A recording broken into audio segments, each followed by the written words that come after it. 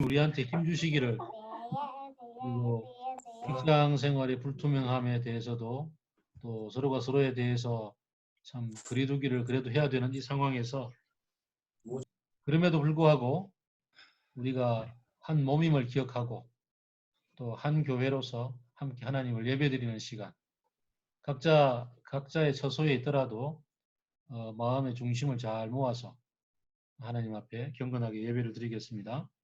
같이 기도드리겠습니다. 하늘 보좌에서 다스리시는 주님, 우리가 정말 눈을 들어서 주님을 바라볼 수밖에 없습니다. 주님이 우리를 자녀 삼아 주셨건만 지금은 주께서 우리에게 자비를 베푸시기를 원하여 오직 주님의 얼굴만을 뚫어지게 쳐다보고 있습니다. 주님, 우리에게 자비를 베풀어 주십시오. 이 땅에 너무나 많은 사람들이 고통을 당하며 너무나 많은 사람들이 또 죽음에 이르고 있습니다. 주님, 우리를 불쌍히 여겨 주옵소서. 이 가운데서 우리가 드리는 예배를 받아 주시옵고 우리의 마음이 상황에 위축되지 아니하고 오직 하나님으로 인하여 가슴 넓게 펴고 찬양하며 주님을 바라보며 예배하는 기쁨이 넘치게 하여 주옵소서. 예수 그리스도의 이름으로 기도드립니다. 아멘. 함께 예수 우리 왕이여 찬양하겠습니다.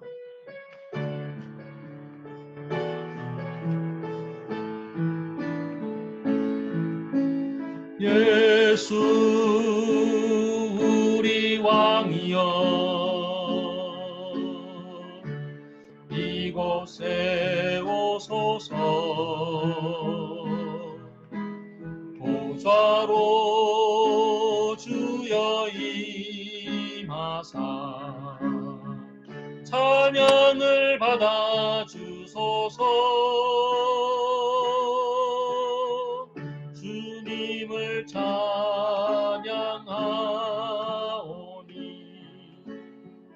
주님을 경배하오니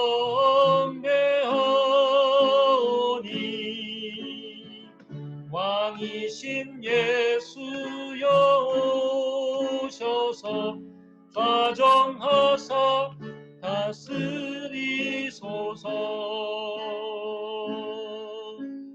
예수 우리 왕이여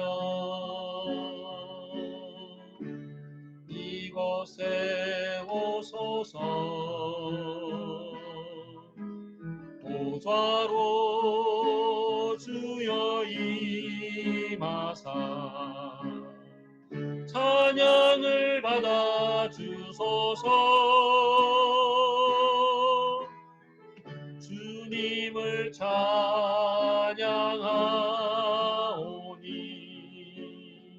주님을 경배하오니 왕이신 예수여 오셔서 좌정하사 다스리소서.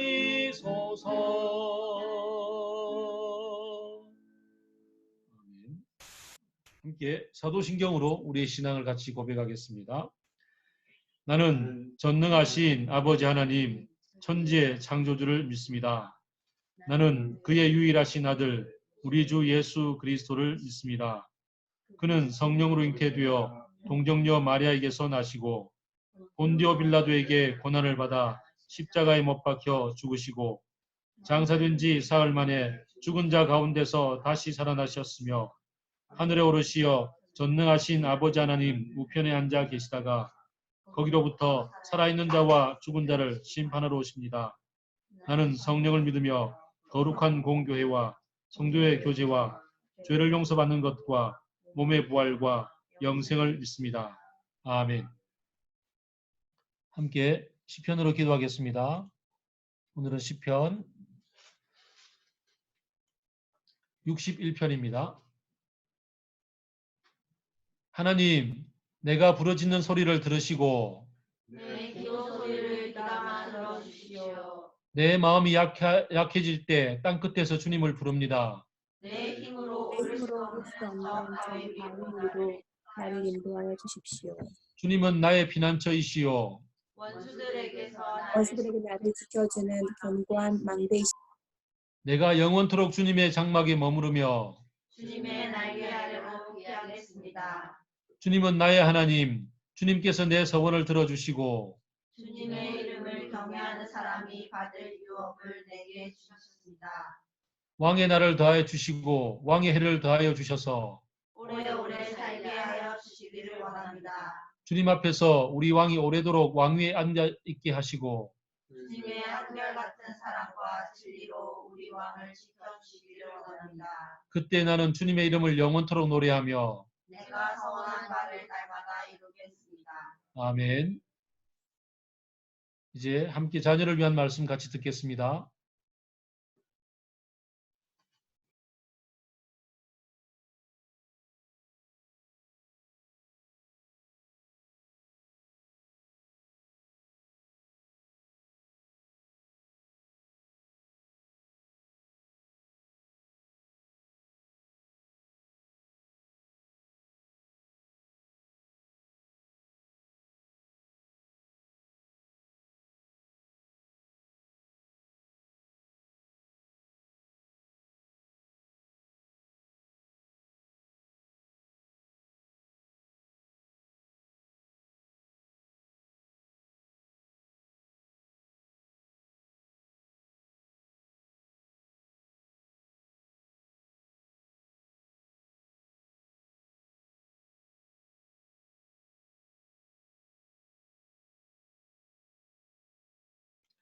박 목사님, 지금 음소거 되어 있습니다.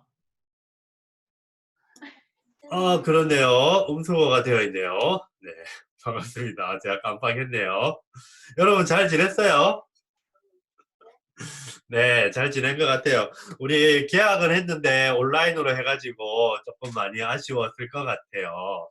네, 어서 빨리 계약하고 우리도 말국불교회도 빨리빨리 얼굴 보면서 함께 예배 드렸으면 좋겠어요. 그때까지 건강하게 적당한 거리를 유지하면서 하지만 마음은 가까이 하면서 같이 잘 지냈으면 좋겠습니다. 오늘 우리가 벌써 창세기 이야기 11번째, 11번째 같이 보겠습니다. 제목이 뭘까요? 사람에게 에덴 동산을 맡기셨어요 라는 제목으로 보겠습니다. 같이 말씀을 읽을게요. 시작. 주 하나님이 동쪽에 있는 에덴에 동산을 일구시고 지으신 사람을 거기에 두셨다. 주 하나님은 보기에 아름답고 먹기에 좋은 열매를 맺는 온갖 나무를 땅에서 자라게 하시고 동산 한가운데는 생명나무와 선과 악을 알게 하는 나무를 자라게 하셨다. 강 하나가 에덴에서 흘러나와서 동산을 적시고 에덴을 지나서는 네 줄기로 갈라져서 네 강을 이루었다. 주 하나님이 사람을 데려다가 에덴 동산에 두시고 그곳을 맡아서 돌보게 하셨다. 창세기 2장 8절에서 15절 말씀. 아멘. 와, 우리 벌써 10번째 지나고 11번째 사람에게 에덴 동산을 맡기셨어요 하고 있어요. 이게 이 책이 총 18과로 되어 있거든요. 앞으로 몇 번 남았을까요? 네, 7번 남았어요. 네, 그때까지 우리 잘 보면 좋겠습니다. 사진에 뭐가 나왔어요? 네, 장수 하늘소도 나오고 어항도 있고 고양이도 있어요. 여러분들 이거 키워봤어요? 네, 우리 하창한 목사님 집에 가면 어항이 큰 게 있고요. 요 며칠 전에 윤희네 집 가니까 어항이 있더라고요. 그리고 성윤이, 혜윤이, 희윤이 집에 가니까 장수 하늘소 아빠가 멋지게 만들어 가지고 키우고 있었어요. 여러분 이 장수 소라게. 소라게도 키워요. 예, 이제 와, 이거 보니까 이거 키우려면 어떻게 해야 돼요? 요 동물들이 잘 살 수 있는 환경을 만들어 줘야 돼요.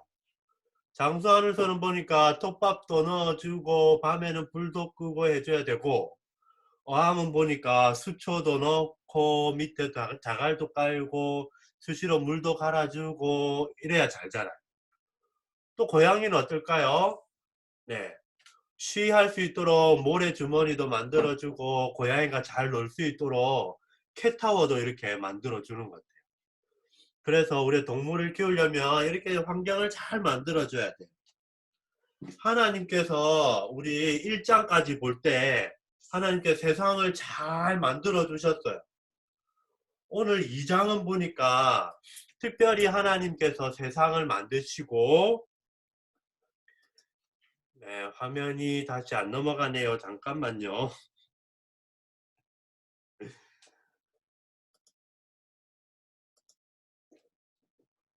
잠깐만 기다려 주세요.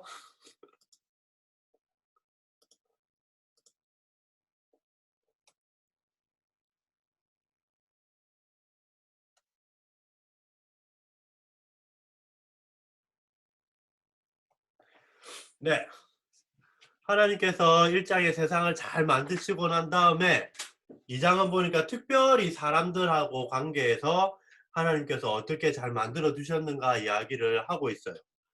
세상을 잘 만드시고 난 다음에 하나님께서 동쪽에 에덴 동산을 만드셨어요. 그리고 가운데는 생명나무도 두고 선과 악을 알게 하는 나무도 딱 두셨어요. 그리고 사람들이 거기에서 잘 살 수 있도록 온갖 열매 맺는 식물들, 채소들 잘 자라게 하고, 특별히 시냇가가 쫙 흘러가지고 나중에는 그게 네 갈래로 갈라져 가지고 강이 됐어요. 그리고 그 강마다 보니까 금도 나고 보석도 나고 자원도 나오고 막 이래가지고 너무너무 환경을 좋게 만들어 놓은 것을 2장을 읽으면 알 수 있어요. 우리 아까 읽었던 본문인데요. 여러분 이거 보면서 어떤 생각이 들어요? 하나님께서 어떻게 하신 것 같아요? 저는 이 말씀을 읽으면서 이게 생각이 났어요. 하나는 엄마 아빠가 아기가 잘 자랄 수 있게 침대도 해주고 주변에 다치지 않게 하고 잘 보살펴주는 그림이 하나, 이미지가 생각이 났고요.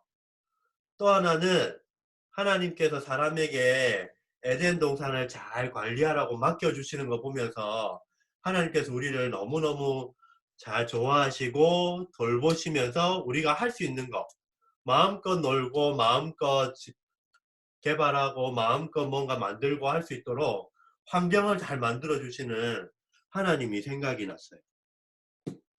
그래서 하나님께서 세상을 만드시고 사람을 에덴 동산에 두시면서 그 안에서 행복하게 기쁘게 즐겁게 살 수 있도록 돌보시고 계시다는 것을 오늘 보았어요.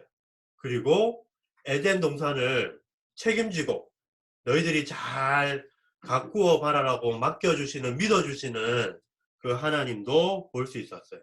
우리 어린이 예배할 때 이 찬양 같이 했었잖아요. 그죠? 그래서 하나님께서 너무너무 좋으신 하나님이시다.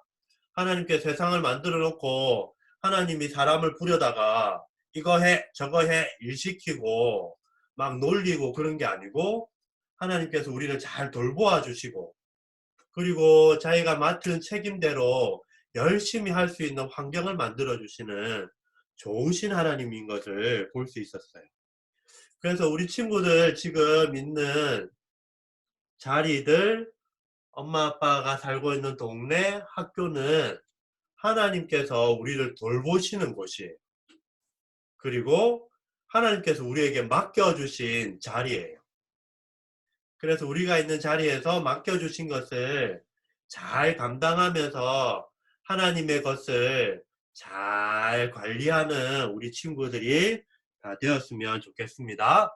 오늘 말씀 같이 노란 글씨 있지요? 노란 글씨 같이 읽고 말씀 마무리할게요. 시작. 주 하나님이 동쪽에 있는 에덴에 동산을 일구시고 지으신 사람을 거기에 두셨다. 주 하나님이 사람을 데려다가 에덴 동산에 두시고 그곳을 맡아서 돌보게 하셨다. 창세기 2장 8절에서 15절 말씀.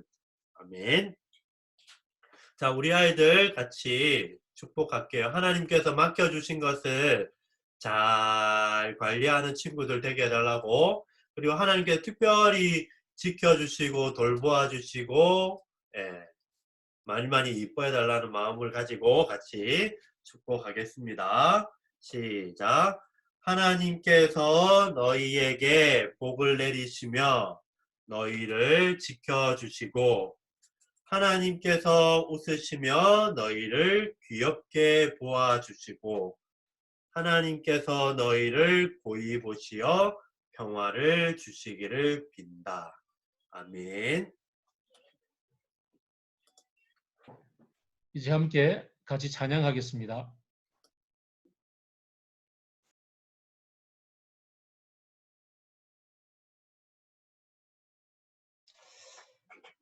우리와 함께 하시는 하나님께 우리의 목소리로 같이 찬양하며 나갔으면 좋겠습니다.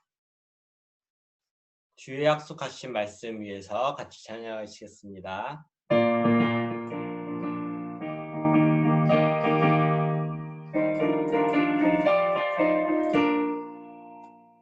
주님 약속하신 말씀 위에서 영원토록 주를 찬송하리라. 소리 높여 주께 영광 돌리며 약속 믿고 굳게 서리라.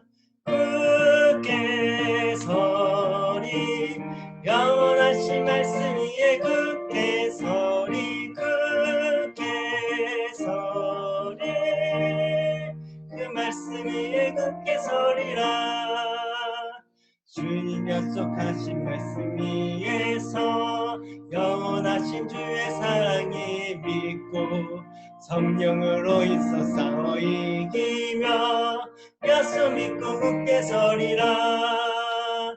굳게 서리 영원하신 말씀 위에 굳게 서리. 굳게 서리 그 말씀 위에 굳게 서리라.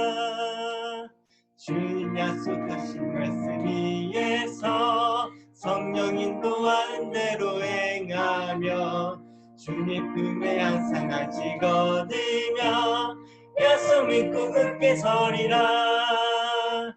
굳게 서리 영원하신 말씀 위에 굳게 서리. 굳게 서리 그 말씀 위에 굳게 서리라. 우리와 함께 하시는 그 하나님께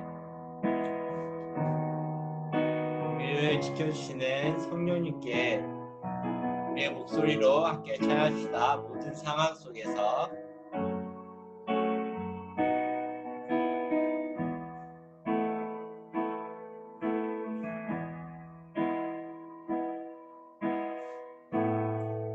모든 상황 속에서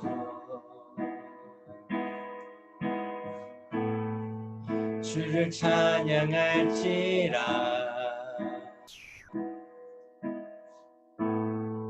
주는 너의 큰 상급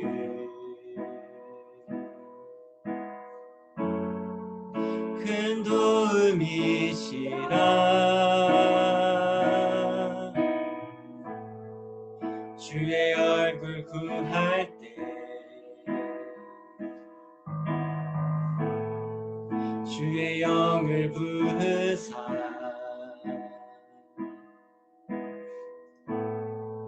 크신 사랑 안에서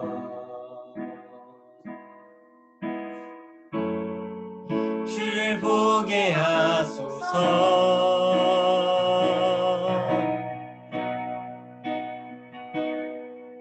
내 영 확정되고 확정되어 싸우니 믿음의 눈 들어 주를 바라봅니다. 내 영혼이 확정되고 확정되어 싸우니 믿음의 눈 들어 주를 바라봅니다. 모든 상황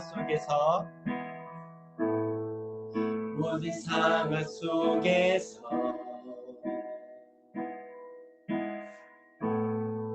주를 찬양할지라.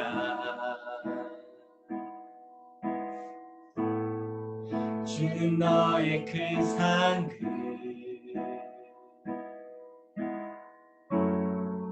큰 도움이시라.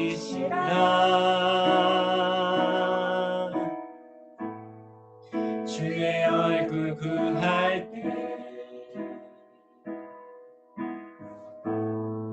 주의 영을 부으사 크신 사랑 안에서 주를 보게 하소서.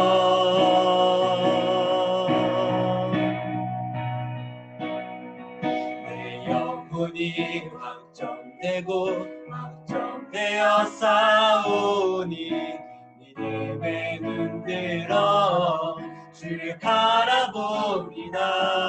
내 영혼이 확정되고 확정되어 싸우니 믿음의 눈 들어 주를 바라봅니다. 주를 찬양할 때 주의 나라 힘이 임했네. 주의 영원한 나라 보게 하소서.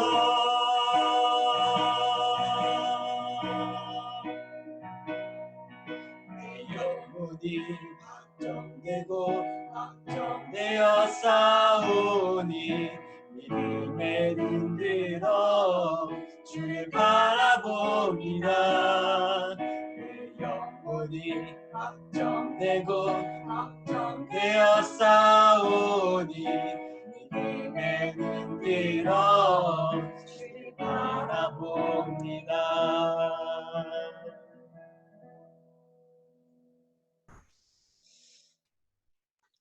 아멘. 우리가 모든 상황 속에서 함께 하시는 그 주님께 찬양하며 예배하는 시간이 되었으면 좋겠습니다. 이제 우리 소영자매 우리를 대표해서 기도해 주시겠습니다. 기도하겠습니다. 하나님, 만물의 주인 되신 하나님, 당신의 긍휼을 구합니다. 간절히 구합니다. 청지기로서의 삶을 저희가 제대로 살지 못했습니다. 온 세계가, 온 땅이 신음합니다. 하나님의 긍휼로 우리를 이 땅을 고쳐주시고 새롭게 해주시길 원합니다. 우리가 잘난 줄 알았습니다. 그런데 우리를 보니 이렇게 작을 수가 없습니다. 참으로 많이 나약합니다. 우리를 용서하여 주세요. 바이러스 하나에 모든 상황이 마비되고 잠시 삶이 멈췄을 뿐인데 온 세계가 우왕좌왕합니다.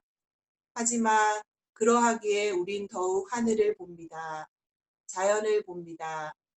모든 것이 멈춘 듯 보여도 봄은 이미 우리 곁에 만연하고 여름은 이미 준비 중입니다. 우리네 작은 인생에 있어 진정으로 소중한 것이 무엇인지 돌아봅니다.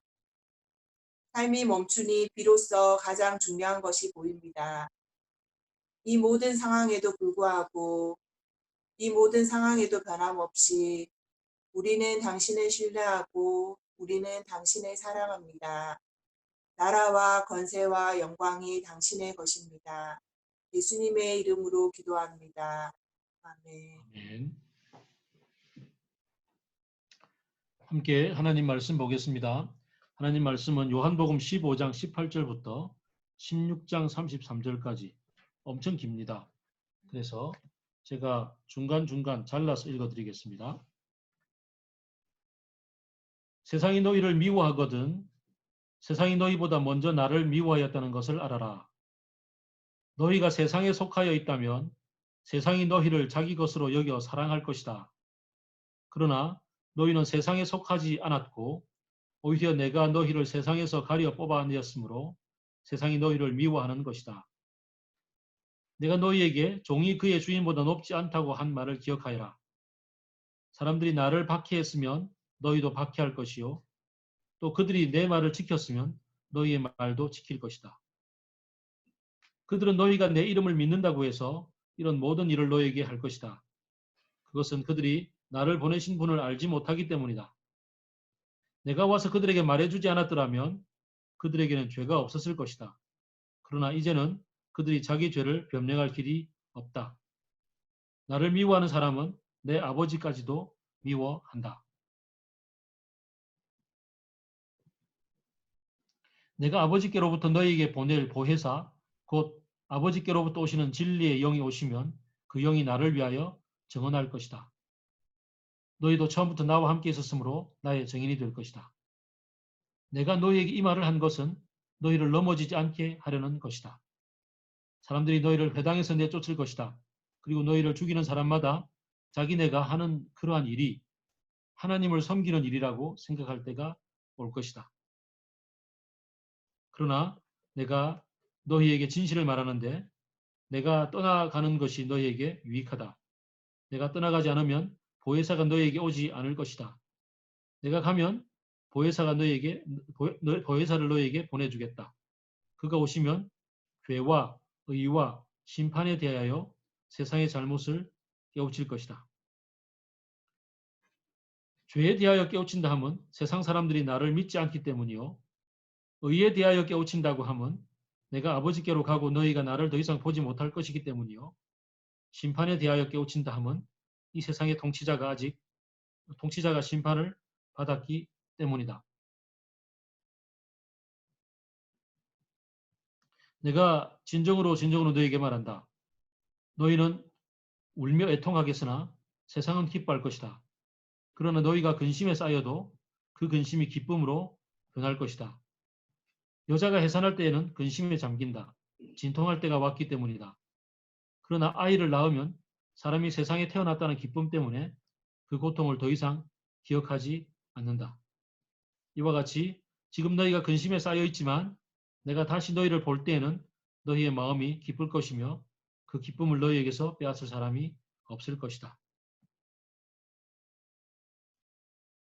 나는 아버지께서 나와서 세상에 왔다. 나는 세상을 떠나서 아버지께로 간다.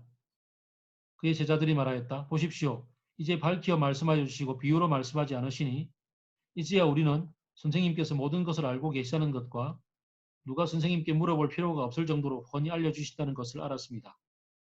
이것으로 우리는 선생님이 하나님께로부터 오신 것을 믿습니다. 예수께서 대답하셨다. 이제는 너희가 믿느냐? 보아라, 너희가 나를 혼자 버려두고 제각기 자기 집으로 흩어져 갈 때가 올 것이다. 그때가 벌써 왔다. 그런데 아버지께서 나와 함께 계시니 나는 혼자 있는 것이 아니다. 내가 이것을 너희에게 말한 것은 너희가 내 안에서 평화를 얻게 하려는 것이다. 너희는 이 세상에서 환난을 당할 것이다. 그러나 용기를 내어라. 내가 세상을 이겼다. 아멘. 상당히 긴 말씀이죠. 세상이 너희를 미워하거든 세상이 너희보다 먼저 나를 미워하였다는 것을 알아라.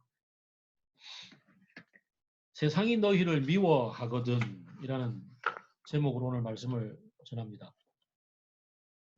세상이 나를 미워한다고 느낄 때 어떤 때냐 하면요. 흔치는 않습니다만은 좀 세상이 전부 다 나를 미워하는 것 같다라고 느끼는 경우를 흔히 사람들은 편집증이라고 얘기합니다. 의처증 같은 경우 또 피해망상증 같은 경우 그래서 괜찮은데 아무 일 없는데 세상이 전부 나를 미워하는 것 같고 다 나에게 칼을 들이대는 것 같은 그런 증상입니다. 이런 병적인 상황 말고 또 우리가 흔히 많이 보는 세상이 나를 미워한다고 느낄 때는 언제냐 하면 왕따나 은따를 당할 때죠. 집단적인 괴롭힘의 피해자는 진짜 세상이 전부 다 나를 미워하는 것으로 느낄 수밖에 없는 그런 아픈 상황이 됩니다. 또 사회적으로 정치 사법 권력에 의해서 억울한 일을 당할 때 아마 예전에 돌아가신 우리 고 노무현 전 대통령께서 부엉이 바위 위에 올라가셨던 그날 느끼셨던 그 마음 중에 한 부분이 정말 의지할 때 아무데도 없는 세상이 전부 다 나를 버린 것 같은 그런 느낌이 들지 않았을까 그런 생각이 문득 들었습니다. 최근에 우리 코로나 때문에 어딜 가든지 저 사람 혹시 확진자 아니야? 이런 생각에 서로가 서로를 피하게 되죠. 요즘 산에를 많이 가는데 산에 가면 서로 사람들이 마주치면서 그 마스크 안 한 사람을 보면 저 사람 이러면서 서로 피해가고 막 그럽니다. 그런 경험이 우리에게 있는 것처럼 아마 예전에 지명수배 당했던 그런 민주화 투사들, 노동운동가들 숨으러 다니다 보면 모두가 다 나를 감시하는 것 같고 지켜보는 것 같고 막 그런 느낌이 들 것 같습니다. 세상 전부 다가 나를 미워하는 것 같은 느낌. 그런 느낌이 들 때 사람들은 움츠러들고 정말 숨고 싶고 안 살고 싶고 더 이상 살 수 없을 것만 같고 그런 느낌이 들 것 같습니다. 오늘 예수님은 우리에게 예수를 믿는다는 것은 나를 따라온다는 것은 세상 전부 다가 너희를 미워하는 일을 하는 일이다 라고 얘기를 합니다. 세상 전부 다가 우리가 큐티 하면서 요즘 사도행전을 묵상하잖아요. 사도행전을 보면 사도 바울이 가는 곳마다 매질당하고 돌팔매질당하고 계속 쫓아와서 사람들이 자기를 괴롭히고 지금은 이제 예루살렘 올라갔다가 지금 가이사랴 가 있는데 자기를 죽이겠다고 매복하겠다는 사람들이 나타나고 참 발붙일 곳이 없겠구나 그런 생각이 참 듭니다. 세상 전부 다가 나를 위협하고 미워하는 것 같은 느낌이 들 때 예수를 믿는다는 이유만으로 아마 무슬림 지역에서 예수님을 믿고 사회 전체가 무슬림이고 우리 집안 전체가 무슬림인데 나 혼자 예수를 믿겠다고 선언할 때 그때 아마 무슬림은 뭐 흔히 보는 것처럼 명예살인 이런 것도 막 하고 그러잖아요. 죽음의 위협을 막 느끼고 그럴 것 같습니다. 그런 상황 말고 저와 여러분도 예수를 믿는데 저와 여러분이 예수를 믿는다는 이유로 세상이 나를 미워한다라는 것을 경험해 본 적이 있으신가요? 한 번쯤은 다 있을 것 같은 생각도 들고 그렇습니다. 세상이 너희를 미워한다라고 분명히 예수님은 말씀을 하시는데 어떤 경우가 있을까? 예전에는 예수를 믿는다고 하는 순간 제사 드리기를 거부함으로 해서 집안 전체에서 왕따가 되고 핍박을 당했던 경험들도 있습니다. 아마 작년에 또 재작년에 한 번씩 우리 교회 오셨던 미국에서 오셨던 목사님 계시죠. 제 모교회 선배님이라는. 그분의 경우에는 형님 아버지 일찍 돌아가셔서 형님이 거의 집안을 돌보셨는데요. 형님이 동생이 예수 믿는다고 어느 날 집에서 작두를 가져다가 그 머리를 딱 잡고는 작두 밑에다 넣고서 너 예수 믿을래 죽을래 살래 이렇게 위협을 했던 그런 고등학교 시절의 경험이 있습니다. 아무 말도 못하겠죠. 또 요즘은 좀 드물겠습니다만 예전에는 직장에서 술자리에 참석해서 술을 마시느냐 안 마시느냐 이런 것 때문에 또 좀 왕따를 당하고 했던 그런 경험도 있을 거고요.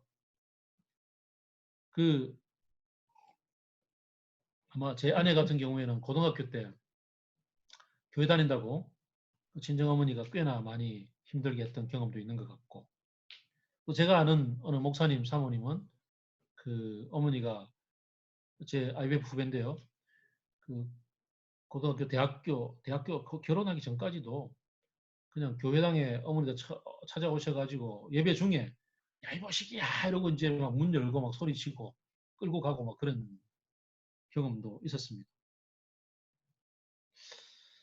근데 이제 저와 여러분의 경험들 속에서 이런 경험은 아마 극히 드물 것 같고 거의 대부분 없을 것 같고 특히나 또 우리가 살고 있는 이 사회가 무슬림하고는 달라서 이렇게 대놓고 핍박하는 이런 상황은 아닌 것 같습니다.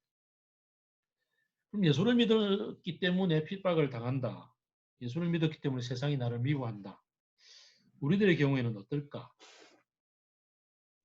요즘은 아마 겉으로 드러나는 핍박보다는 내재해 있는 그러한 가치관의 충돌, 세계관의 차이 때문에 벌어지는 사회적인 혹은 경제적인 불이익 이런 것을 감내하는 것 이게 오늘날 우리가 직접적으로 피부로 와닿는 그런 세상이 나를 미워하는 모습이 아닐까 생각을 해봅니다.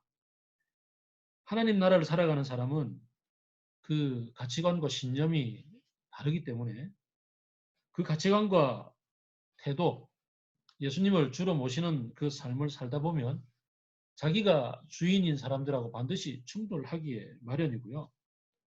그것 때문에 오는 갈등들이 이곳저곳에서 나오지 않을까. 또 생각해 보면 그러한 갈등조차도 믿지 않는 사람들 중에서도 동일한 생각이나 동일한 가치관을 갖고 있는 사람들이 있어서 그래서 그것마저도 하나님의 이름으로 드러내놓고 갈등하기보다는 그저 견해 차이 정도로 그렇게 느껴지는 게 아닌가. 특히나 포스트 모던 시대로 오면서 그래 너는 너대로 살고 나는 나대로 살아 이런 분위기가 만연해 있기 때문에 아마 서로의 차이 정도로 받아들일 때도 있지 않을까. 좀 그런 생각도 해봅니다. 뭐 예를 들면 노동운동이나 공유경제나 뭐 착한 소비, 공정무역, 뭐 지구를 살린다고 괜히 불편한 삶을 굳이 택해서 살아가는 행동 이런 것들을 그래 뭐 너는 뭐 그대로 살아 이렇게 바라보는 사람들의 약간 은근한 그 은근한 핍박도 아니고 은근한 무시 뭐 이런 정도가 요즘 우리가 당하는 예수를 믿기 때문에 세상이 나를 미워하는 정도가 아닐까. 참 많이 약화되긴 약화됐다 그죠? 그러면서도 또 내재화되기 때문에 더욱더 숨기 쉽고 은밀해서 더욱더 이렇게 치열하게 살펴봐야 되는 그러한 그 세상이 나를 미워하는 요소가 아닌가 그런 생각을 좀 해봅니다. 자, 그렇다면 이쯤에서 한번 이제 질문해 보겠습니다. 제가 드렸던 이런 여러 가지 예들 혹은 그 이상도 생각해 보면서 난 이런 경험이 한 번도 없다. 혹은 난 이런 경험이 있었어. 이런 것들을 떠올려서 옆 사람들하고 한번 좀 얘기를 해보겠습니다. 지금 시작. 1분 드리겠습니다.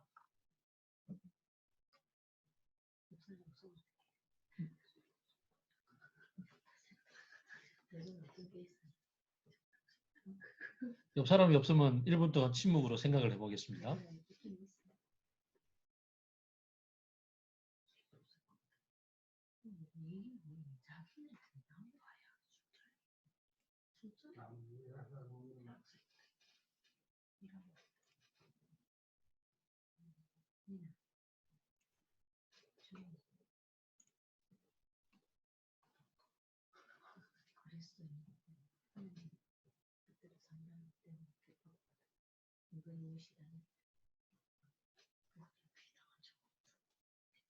네, 참 이럴 때 홀로 앉아 있는 분이 참 많이 나 외롭다. 여기서도 은따를 당하고 왕따를 당하는 거냐 이런 얘기를 하실 것 같아요, 그렇죠? 아마 조금씩은 다 있을 것 같아요. 근데요, 그 우리가 조금 구별해야 될 거는 있는 것 같아요. 우리가 예수 이름 때문에 당하는 고통이다라고 생각하는 것 중에 어떤 경우에는 내 성격이 뭐가 나서 사람들하고 자주 충돌하는데 그걸 예수 때문에 고난 당한다 이렇게 생각하는 경우도 있고 혹은 저기 지금 감옥 가 있는 정광훈 씨처럼 자기의 잘못된 가치관 때문에 그걸 예수 믿는 행동이라고 주장하다가 당하는 핍박도 있을 수 있습니다. 제가 간혹 예를 드는데 아마 저랑 오랜 세월 지나신 분들이 기억할 건데요. 어느 초등학교 교사는요. 굉장히 신실한 그리스도인이어서 새벽 기도를 굉장히 하루도 빠지지 않고 다니시는 아줌마가 있었습니다. 이 아줌마 여선생님은 새벽 기도를 가기 때문에 학교에 오면 1교시는 무조건 자습이었습니다. 그래서 동료들이 마구 이제 욕을 하니까 예수 이름으로 당하는 핍박이라고 그렇게 와서 간증을 하는 걸 들었던 적이 있습니다. 이런 건 좀 아니다, 그죠? 이런 경우에는 좀 아닌 것 같고, 어쨌든 예수를 믿는 것 때문에 세상이 나를 미워할 수밖에 없다라고 예수님은 분명히 이야기를 합니다. 그러면서 이제 또 이 성경의 상황, 예수님이 제자들에게 말씀하시는 상황은 또 조금 더 독특합니다. 이스라엘 상황이니까요. 이스라엘은 하나님을 알고 하나님의 백성이라고 주장하는 사람들이 모여 살고 있습니다. 그들이 예수를 믿는다는 사람들을 하나님의 이름으로 핍박을 합니다. 오늘 본문에서도 얘기하는 것처럼 그렇게 하면서도 그러한 일을 하나님을 섬기는 일이라고 생각할 때가 온다. 16장 2절이죠. 실제로 지금 그런 일을 우리 사도행전을 보면 바울이 당하고 있잖아요. 교회 안에서. 유대인들뿐 아니라 심지어는 그리스도인들이라고 얘기하는 사람들 중에서도 유대주의, 율법주의를 옹호하는 사람들은 바울을 대놓고 핍박을 하면서 이제 쫓아다니고 그러잖아요. 이런 경우들이 좀 독특하고 특수한 상황입니다. 근데 이 얘기를 들어보면 괜히 오늘 우리들이 겪고 있는 상황이랑 좀 비슷해 보이기도 합니다. 교회 안에서 좀 다른 견해를 가지신 어르신들이 좀 많이 있어서 그분들이 좀 젊은이들을 예수 이름으로 마구 이렇게 짓누르는 그런 경험들도 꽤 하잖아요.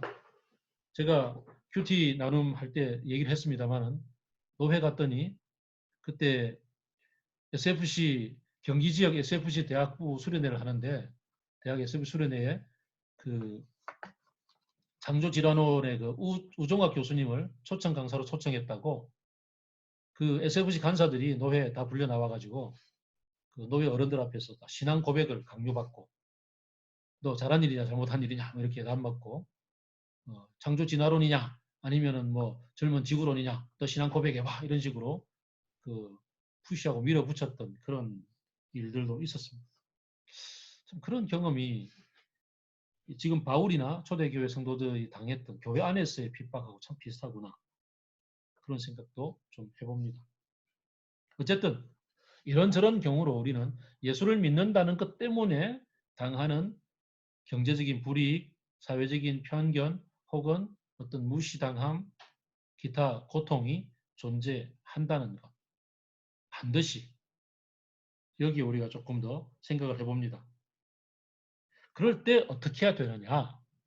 예수님은 오늘 크게 두 가지를 얘기를 하는데요. 첫째, 분명하게 어떤 상황인지를 이해를 하라고 얘기합니다. 세상이 너희를 미워하거든 그건 너희보다 먼저 나를 세상이 미워하기 때문에 벌어진 일이라는 것을 알아라. 종은 상전보다 낫지 못하다. 아니 뭐 바로 앞에 보면 너희를 종이라 부르지 않고 친구라 하겠다 그래 놓고는 지금은 또 종의 비유를 듭니다만 어쨌든 너희는 너희의 주인이 나니까 내가 세상으로부터 미움을 당하기 때문에 너희가 당하는 거다. 그걸 분명히 알아라. 다른 말로 하면 핍박을 당하는 상황을 만나면 아 내가 지금 예수를 잘 믿고 있구나. 그렇게 스스로 좀 뿌듯하게 생각을 해도 된다는 얘기입니다. 너희는 세상에 속하지 않았고 내가 너희를 뽑아서 내 제자로 삼았기 때문에 그런 거다. 세상은 원래 나를 미워하고 아버지를 미워하고 있다. 그러니 너희를 미워하는 건 당근이다. 소속사가 바뀌었으니까 그걸 분명히 명심해라는 겁니다.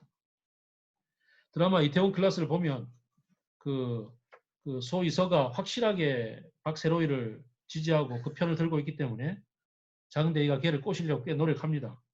그리고 장근호는 아예 걔를 납치해 죽이려고 시도를 합니다. 우리 바로 앞에 앉아있는 우리 집안 식구들은 안 봐서 모릅니다. 저만 봤습니다. 또 그 강민정 이사라는 분이 있잖아요. 그 장대희의 그 아주 중력이었었는데 박세로이를 지지하는 통에 한직으로 이제 밀려나죠. 소속사가 바뀌고 지지 선언을 분명하게 함으로 해서 당하는 고통들이 우리에게 있다는 사실. 난 예수를 믿기 때문에 이 일을 당하는 거구나 라고 내가 생각을 하면, 그러면 하고 좀 이해가 되고, 이해가 되면 괜한 억울함이나 괜한 그 신경질이나 혹은 괜한 그 마음의 그 쪼그라듦이 없어진다는 거죠. 어깨 펴고 당당하게 예수 잘 믿고 있구나 생각을 하자는 겁니다.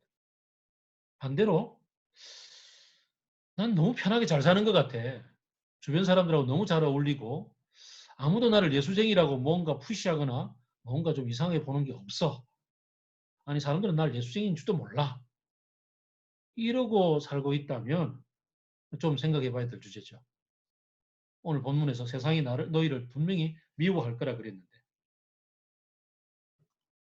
자, 두 번째, 성령님을 보내줄 거니까 성령이 오면은 새로운 일을 해줄 거다.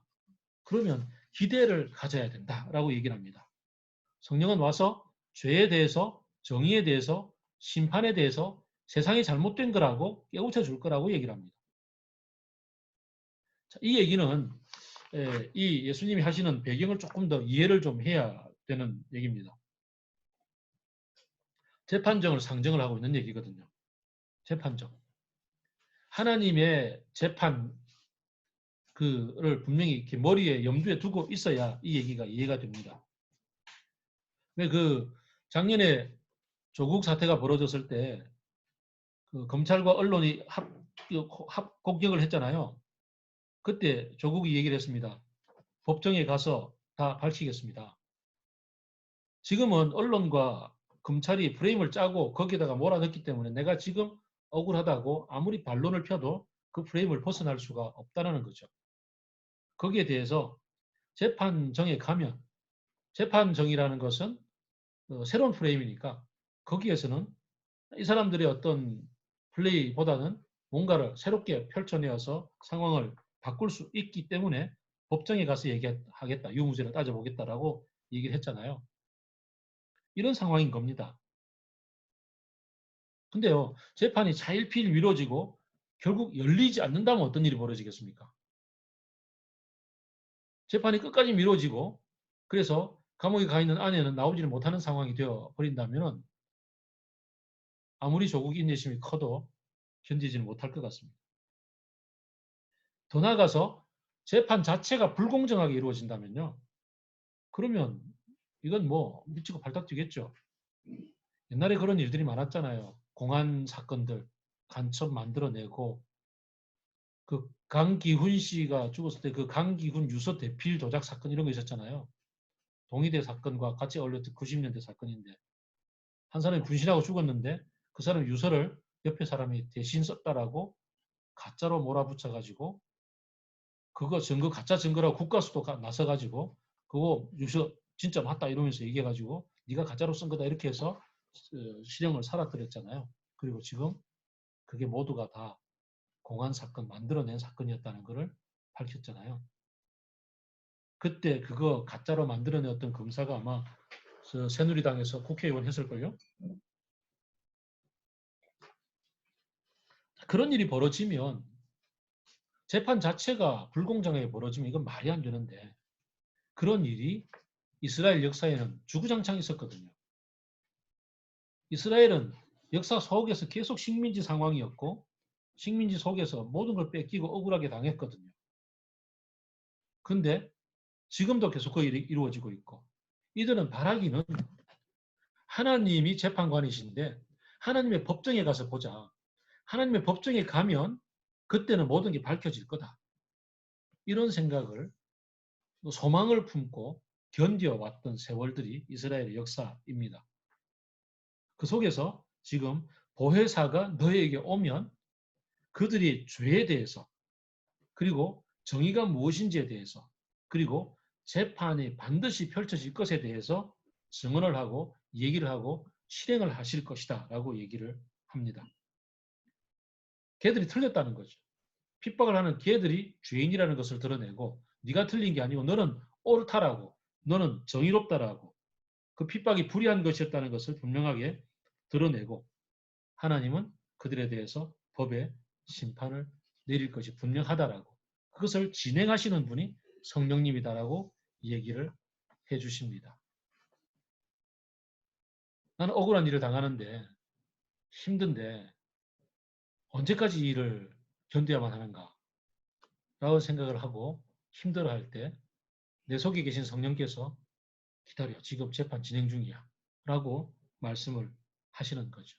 그리고 나의 변호인이자 걔들에 대해서 그놈의 새끼들에 대해서는 검사의 역할을 하시는 그 성령께서 재판관이신 하나님께 이 모든 것들을 제대로 진행을 하고 계신다라고. 그래서 힘을 내라고 얘기를 하는 거죠. 근데요, 우리가 알듯이 이 재판은 언제 일어나느냐 하면은 주님이 다시 오실 때 이루어집니다. 그때까지는요. 주구장창 우리는 고생의 연속입니다. 죽을 때까지 예수 믿는다는 이유만으로 고생은 이어질 수밖에 없습니다. 계속되는 핍박이요, 환란이요, 박해요, 내쫓김이요, 굶주림이요, 매맞고 죽임을 당하는 일입니다. 어떡하냐고요. 여기에 대해서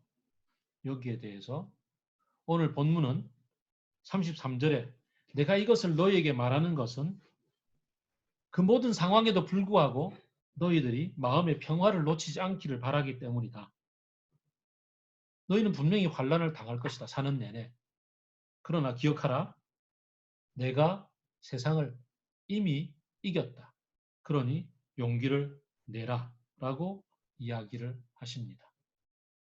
같은 얘기를 바울은 로마서 8장에 가게 되면 우리는 환난과 기근과 핍박과 곤고와 기타 모든 것을 당하겠지만 그러나 우리를 사랑하시는 예수 그리스도의 사랑 안에서 이 모든 것을 넉넉히 이기느니라 라고 얘기를 합니다. 그 모든 것들이 예수 그리스도 안에 있는 하나님의 사랑에서 우리를 끊을 수 없기 때문이다 라고 이야기를 합니다.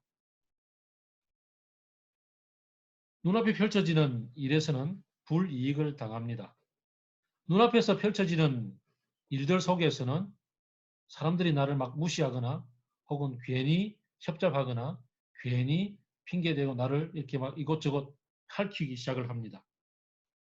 그러나 그 속에서 우리가 기억해야 될 것은 우리의 믿음의 눈을 떠서 마치 구약의 선지자들이 먼 미래에 일어날 일들에 대해서 너무나 확실하게 보았기 때문에 이미 이루어졌다라고 과거 시제로 얘기하는 것처럼 이미 주님이 다시 오셔서 펼쳐질 그 심판은 주님이 십자가를 지시는 그 순간에 이미 일어났고 그때로부터 시작해서 예수님의 부활로 말미암아서 그것이 현실화되었다는 것을 믿음으로 붙잡으라고 얘기를 합니다.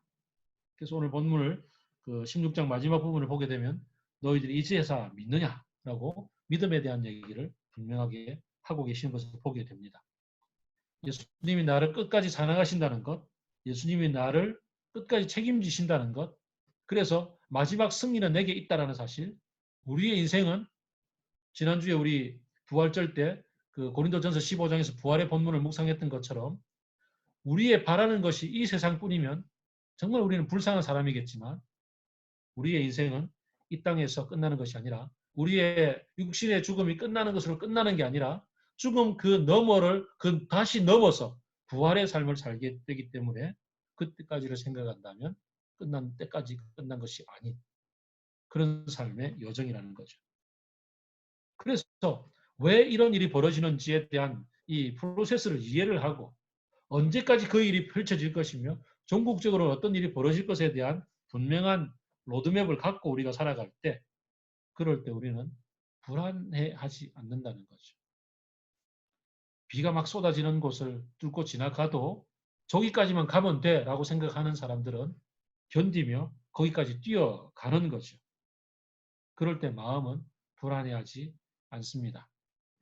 종종 사람들이 드는 예들이 있는데 그 미국의 어느 그 수영 선수가 그 한밤중에 그 그 수영 바다를 건너가는 해협을 건너가는 수영을 했는데 그 갑자기 그 몰아닥친 짙은 안개 때문에 방향을 놓치고 계속 수영을 하다가 결국은 기부업 포기를 해버렸던 그런 수영 선수에 대한 얘기가 실화로 등장을 하는데 그가 기부업 했을 때 그때 그의 위치가 어디였냐면은 해안으로부터 불과 100m 바로 앞이었습니다. 근데 너무나 짙은 안개였기 때문에 100m 앞을 못 봐서 해안이 도착했다는 것을 못 봐서 결국은 기부업을 했단 말이죠. 우리가 어디까지 어떤 프로세스로 간다는 사실을 분명히 알 때 핍박의 상황이든 고난의 상황이든 예수 믿는다는 것 때문에 삶이 힘들고 어려운 상황이라 할지라도 그게 견뎌낼 수 있는 힘이 생기고 마음의 중심에 요동치지 않고 불안해하지 않으며 평화를 누리게 된다는 거죠. 더 나아가서 기쁘게 그것을 견뎌낸다고 얘기를 합니다. 용기를 내어라. 내가 세상을 이미 이겼다. 오늘 아침에 문득 새벽에 그 책이 떠올랐어요. 아무도 미워하지 않는 자의 죽음이라는 책. 원래 원제목은 백장미인데 우리나라 책으로 번역하면서 아무도 미워하지 않는 자의 죽음으로 번역을 했는데 2005년도에 영화 그 조피 쇼의 마지막 날들이라고 영화도 만들어졌다라고 얘기를 하던데 영화는 못 봤습니다. 1943년도 당시에 2차 세계대전 중에 독일 나치는 그 우수한 유전자를 보존해야 된다는 이름으로 유대인 계통 다 죽였고 다운 증후군이라든지 장애아들을 다 낙태시키고 영아 살해하고 막 그랬던 일들이 벌어졌었습니다. 그때 독일 안에서 뮌헨 대학에 다니던 학생들이 그 뮌헨 대학에 강의를 하고 있던 주교였던 갈렌 주교가 이 사실에 대해서 엄청나게 그 비판하는 강의를 듣고서 충격을 받습니다. 그리고는 장미단이라는 이름을 동아리를 만들고 이 낙태와 영아 살해에 대한 죄를 묻는 그러한 그 전단지를 만들어서 총 6번 대학에 뿌립니다. 그 마지막 뿌렸을 그때 뿌리다가 체포가 되었고 2월 18일 체포되었는데 2월 22일 3일 뒤에 곧바로 처형됐습니다. 그들의 나이가 22살이요 25살.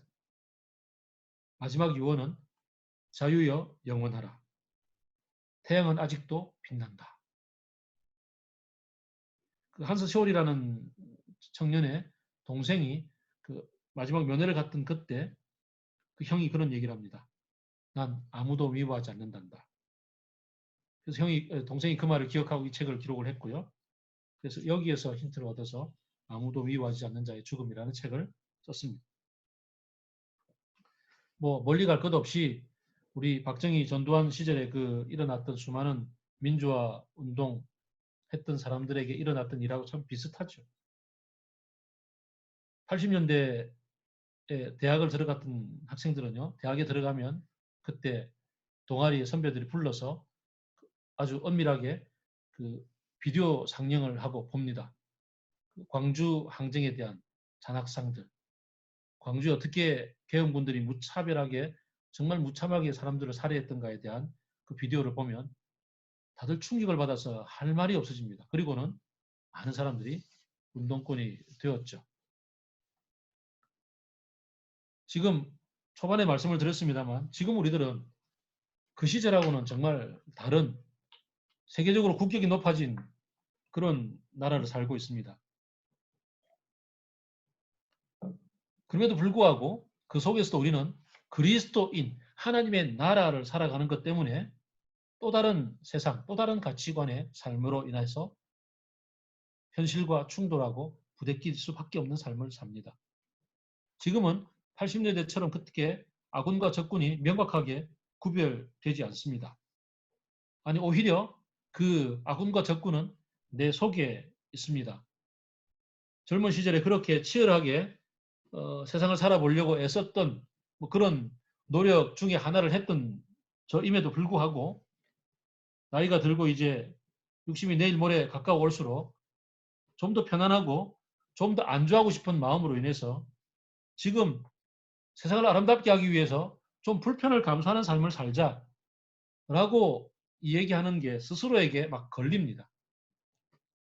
대학 시절부터 청년 시절에 저는 지구를 구하자는 명분 아래서 조그만한 거 하나 실천하자고 뭐 했냐면 샴푸 안 쓰고 비누로 머리 감았었습니다.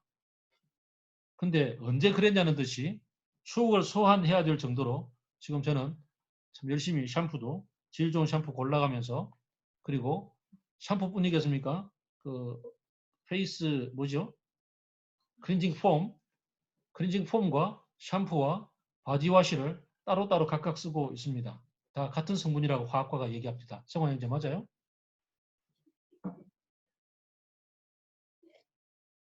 근데 어쨌든 이 얘기를 하면서도 지금 제가 샴푸를 포기할 것인가? 솔직히 저는 포기를 못할 것 같아요. 자, 그렇습니다. 이런 내 속에 있는 전선을 보는 거죠. 내 속에 있는 이 전선을 보면서 하나님의 나라를 살아가는 나는 얼마나 치열하게 살고 있는가? 얼마나 나는 이 세상이 나를 미워하는 것에 대해서 깨어 있는가에 대해서 다시 질문을 해보게 됩니다. 삶을 살아가는 내 삶 속에서 조그마한 하나의 그 루틴을 만들어가는 그 속에서 나는 어느덧 나에게 백장미단이 되어 있지 않을까. 그러면서도 마음의 갈등을 넘어서서 평정심을 유지하는 평화를 누리고 용기 있게 불편을 감수하는 삶을 살아가게 되지 않을까. 그런 생각을 해봅니다. 그러면서도 여전히 결론을 못 내린 채 점점점 하고 저는 저 자신에게 채찍질을 하고 있습니다. 응당 그리스도인이라 함은 세상이 나를 미워하는 일 하나쯤은 달고 살아야 되는 게 마땅할 것 같은데, 그러면서 왜 그 일이 일어나는지도 분명히 알고 기꺼이 기쁨으로 평화 가운데 용기를 갖고서 그 일을 해나가야 할 텐데,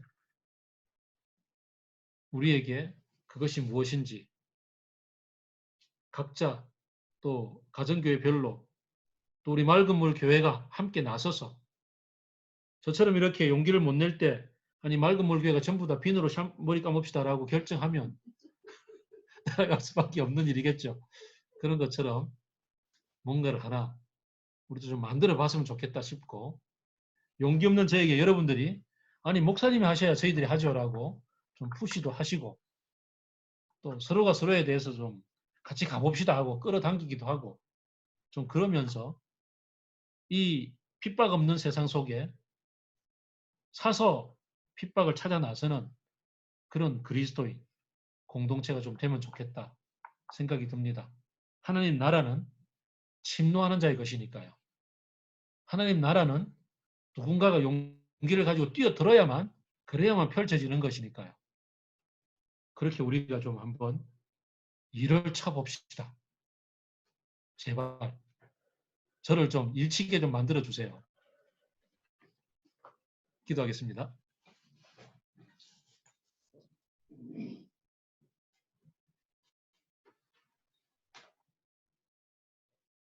세상이 너희를 미워하거든 세상이 너희보다 먼저 나를 미워하였다는 것을 알아라. 내가 이것을 말하는 까닭은 너희가 그 일을 만나거든 내 안에서 평화를 얻게 하려는 것이다. 분명히 말하지만 너희는 세상에서 환난을 당할 것이다. 그러나 용기를 내어라. 내가 세상을 이겼다. 주님, 이 말씀이 제 속에 이루어지게 하여 주옵소서. 제 삶이 명시적이고 구체적으로 주님의 이 말씀을 따라 사는 삶이 되게 인도하여 주옵소서. 나 자신에게 용기를 가질 수 있도록 서로가 서로에게 철이 철을 날카롭게 하는 것처럼 격려하고 도전하는, 함께 이끌어가는 우리 맑은 물 공동체가 되게 역사하여 주옵소서. 이제는 주 예수 그리스도의 은혜와 아버지 하나님의 크신 사랑하심과 성령님의 내주하심과 로드맵을 보여주시는 역사가 주님의 이름으로 세상의 핍박을 능히 견디며 살아가기를 원하며 그 길을 걸어가는 우리 모든 성도들 위해 지금부터 영원토록 함께하기를 간절히 축원하옵나이다. 아멘.